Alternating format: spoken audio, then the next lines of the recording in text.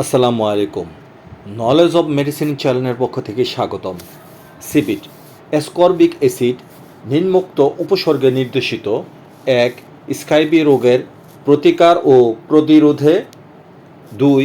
ক্ষত সারাতে এবং ভাঙা হাড় সারাতে সাহায্য করে। 3. এটি আয়রন এবং শোষণ বাড়ায় এবং রক্তশূন্যতা রোধে সাহায্য করে। 4. এটি অস্থিমজ্জাতে লোহিত কণিকা ও হিমোগ্লোবিন উৎপাদনে সাহায্য করে। 5. যে কোনো ধরনের ভাইরাস বা ব্যাকটেরিয়ার সংক্রামক থেকে রক্ষা করে এবং শরীরের রোগ প্রতিরোধ ক্ষমতা বাড়ায়।